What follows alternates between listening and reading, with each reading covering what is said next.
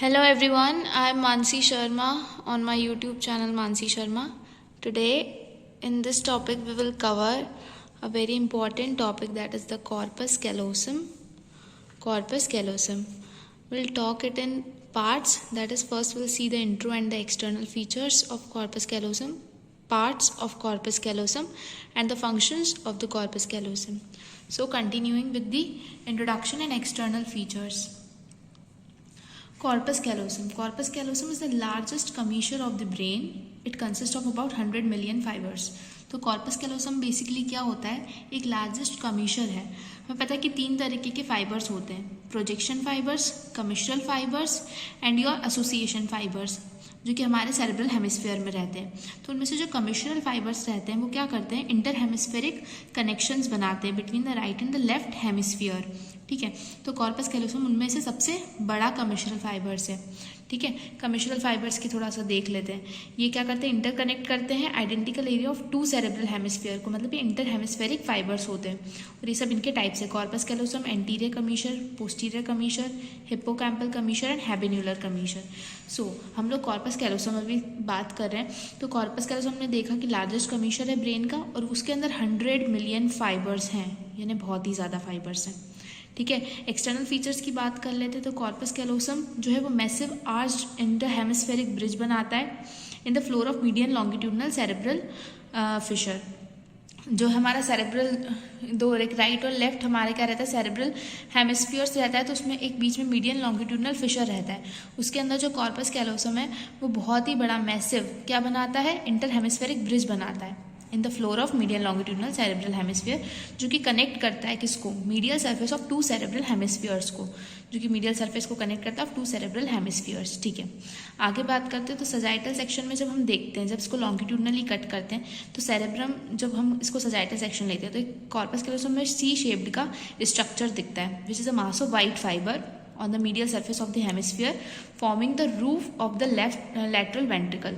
और जो corpus callosum है वो क्या बनाता है, roof of the lateral ventricle बनाता है. तो ये कुछ इस तरीके का इसका शेप रहता है. ये कॉर्पस कैलोसम जो ग्रीनिश कलर में दिखाया गया है, ये क्या है, कॉर्पस कैलोसम में C शेप्ड का स्ट्रक्चर दिख रहा है लॉन्गिट्यूडनल सेक्शन में. ठीक है, फिर क्या है हमारा इसके बाद कि the concave inferior aspect of corpus callosum is attached with the convex superior aspect of the fornix by septum pellucidum. इस लाइन को डायग्राम से समझते हैं कि जो कॉन्केव इन्फीरियर एस्पेक्ट है कॉर्पस कैलोसम का, देखिए ये हमारा कॉर्पस कैलोसम है, ये इसका सुपीरियर एस्पेक्ट है, ये इन्फीरियर एस्पेक्ट है. तो जो इन्फीरियर एस्पेक्ट है वो कॉन्केव है. ठीक है, कॉन्केव है, कॉन्केव इन्फीरियर एस्पेक्ट है, यही लिखा है यहाँ पे, concave inferior aspect of corpus callosum.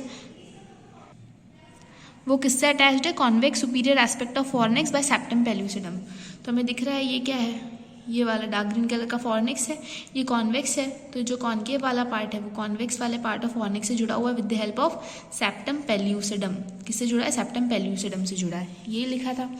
अब हम लोग डिस्कस करते हैं parts of the corpus callosum. तो पार्ट्स की बात करें तो इसमें फ्रॉम बिफोर बैकवर्ड्स, यानी आगे से पीछे जब हम जाएंगे तो हमें 4 पार्ट्स हमें पढ़ने हैं, that is genu, rostrum, trunk and splenium. Genu की बात करते हैं तो जेनू डायग्राम में देखते हैं, ये रहा जेनू. ठीक है, जेनू क्या है, सबसे आगे प्रेजेंट है. It is a thick curved anterior extremity of the corpus callosum. Genu क्या होता है, एक थिक कर्व्ड एंटीरियर एक्सट्रीमिटी, सबसे आगे पे है इसलिए एंटीरियर बोल रहे हैं.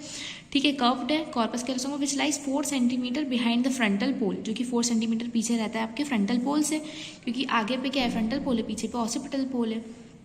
ठीक है, इसके बाद द फाइबर्स ऑफ जेनू स्विप और curve forwards on either side into the anterior part of the frontal lobes forming a fork-like structure, the forceps minor.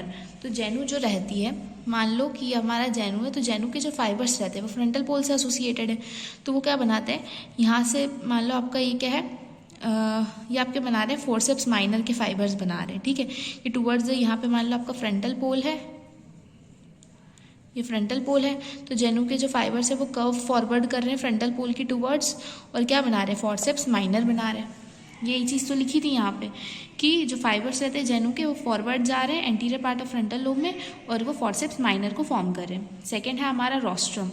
Rostrum की बात करें तो रोस्ट्रम जो रहता है, the genu extend downwards and backward as a thin prolongation to join the lamina terminalis forming rostrum of the corpus callosum.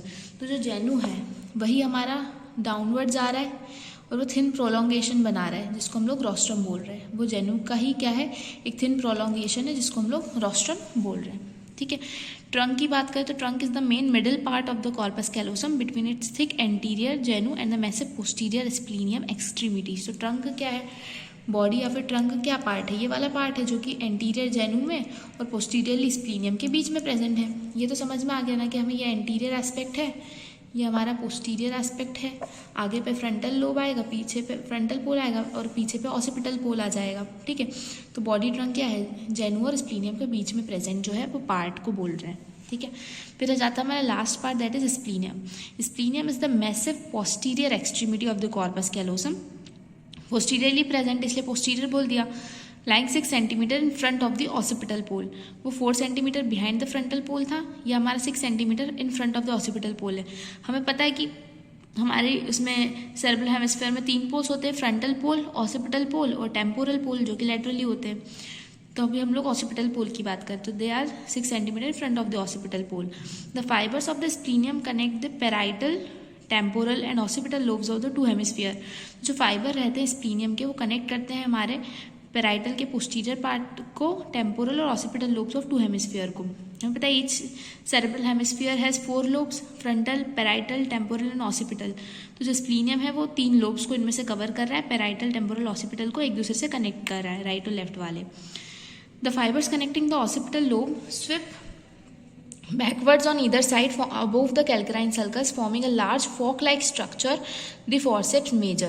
तो क्या कर रहा है, जो है हमारा ये स्प्लीनियम वाला पार्ट, वो क्या कर रहा है, जैसे कि हमारे जेनू ने फॉरवर्ड में फाइबर दिए थे टुवर्ड्स फ्रंटल पोल, तो ये बैकवर्ड में फाइबर्स दे रहा है अबोव द कैल्केराइन सल्कस और फोर्सेप्स मेजर बना रहा है। ये जितने भी फाइबर्स हैं इनको हम फोर्सेप्स मेजर बोल रहे हैं। आगे पे फोर्सेप्स माइनर था, पीछे पे फोर्सेप्स मेजर आ गया। ठीक है, इसके बाद फंक्शंस देख लें कॉर्पस कैलोसम के। तो corpus callosum is largely responsible for inter hemispheric transfer of information. अगर मतलब एक हेमिस्फीयर से दूसरे हेमिस्फीयर में हमें इन्फॉर्मेशन ट्रांसफर करनी है तो उसके लिए हमारा कौन काम कर रहा है, corpus callosum is very much important. ठीक है, bilateral responses and learning processes.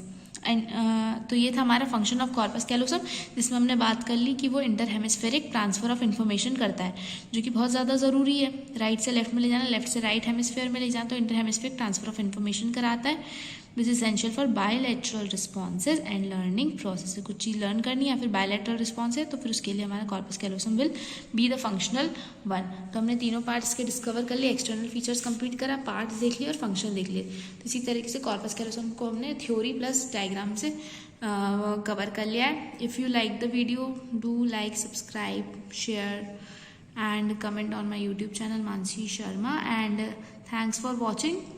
Press the bell icon. Thanks for watching.